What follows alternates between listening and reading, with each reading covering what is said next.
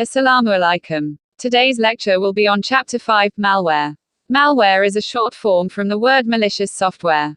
Malware is designed to infiltrate a system without the owner's consent or permission. In general terms, it can be defined as a variety of hostile, intrusive, or annoying program code. Malware is capable of intercept or take partial control of a computer's operation without the user's informed consent. It is also called spyware as it is capable of surreptitiously monitoring the user. Virus, worm, and Trojan are a few types of malware. Early malware, including worms and viruses, were written as pranks.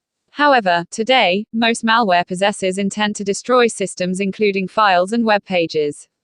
It is estimated that about 1 in 10 web pages contain malicious code. The purpose of malware is to partially control the user's computer, for reasons such as to spread spam, track users' activities, commit fraud, and other illegal purposes. How exactly does malware spread? For example, a Trojan horse infiltrates the user computer system by disguising as useful and legitimate software. Virus is a self-replicating program that spreads by inserting copies of itself into other executable code or documents. Trojan horse is a malware that the user installs inadvertently. Users did not realize that they are installing anything or thinking that it is useful or desirable software. For example, Bonzi Buddy, a spyware program targeted at children, claims that it will help the children navigate and browse the internet. However, the spyware program constantly resets the user's homepage to bonzi.com, tracks browsing habits of the user, and serves advertisements. As we all know, web browsers are designed not to allow websites to initiate a download without explicit user consent to prevent drive-by Trojans. Instead, a user action, such as clicking on a link, has to trigger a download. It is wise to think and research first before downloading and installing software from the internet.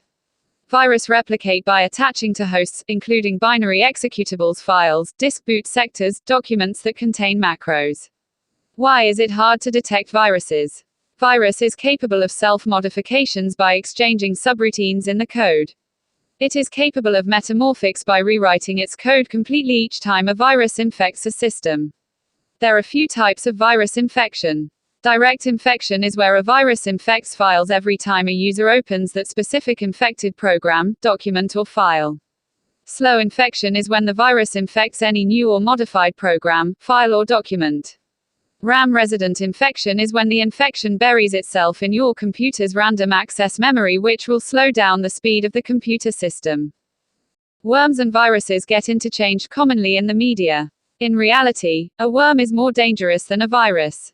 Worms are similar to viruses in that they replicate functional copies of themselves and can cause the same type of damage. In contrast to viruses, which require the spreading of an infected host file, worms are standalone software and do not require a host program or human help to propagate.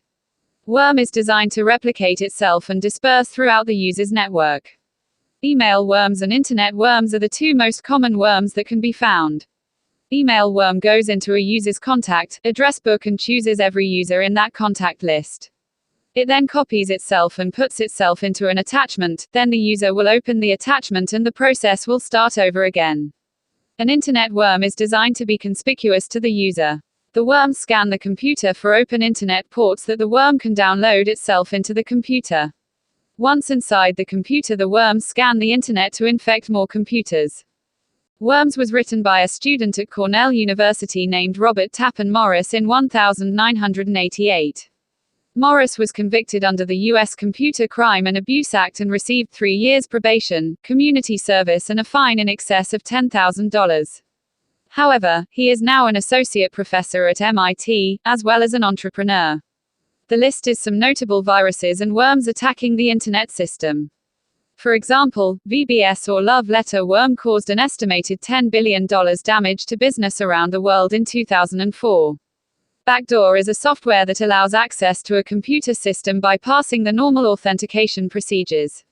For example, a Trojan malware pretending to be something it's not for the purposes of opening up a backdoor on your system. After installing the backdoor, the cracker or hacker wishes to avoid being undetected or removed by routine maintenance of the system. For that, she uses a rootkit. A rootkit is a set of modified versions of the usual utilities for administering the system. Adware is a type of malware designed to display advertisements in the user's software. They can be designed to be harmless or harmful. The adware gathers information on what the user searches on the World Wide Web. With this gathered information, it displays ads corresponding to information collected. Spyware is like adware. It spies on the user to see what information it can collect off the user's computer to display pop ads on the user's computer. Spyware, unlike adware, likes to use memory from programs running in the background of the computer to keep close watch on the user. This most often causes the computer to slow down and become non-functional. How to combat malware? There are 3 ways to do it. We can use antivirus software, detecting rootkits or fundamental limitations. Antivirus programs are designed to detect malware trying to enter the user's system. There are several ways an antivirus program can track malware entering the computer.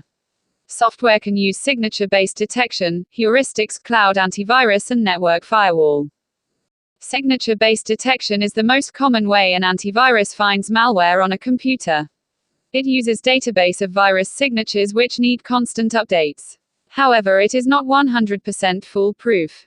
Cloud antivirus is a new form of antivirus program.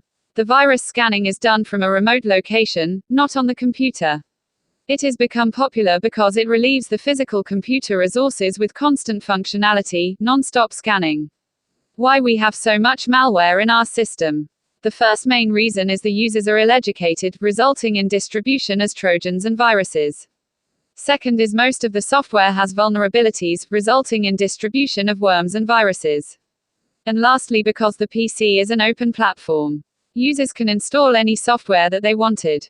Mikko Hypponen, Chief Research Officer at F-Secure, said worms aren't making the news these days because they are not the right tool to use if you want to become rich by writing malware. Modern bots and Trojans spread more stealthily, remaining below the detection radar. They infect your PC and wait for instructions. I hope you have understood the threat of malware. That is all for today. Thank you. Assalamu alaikum.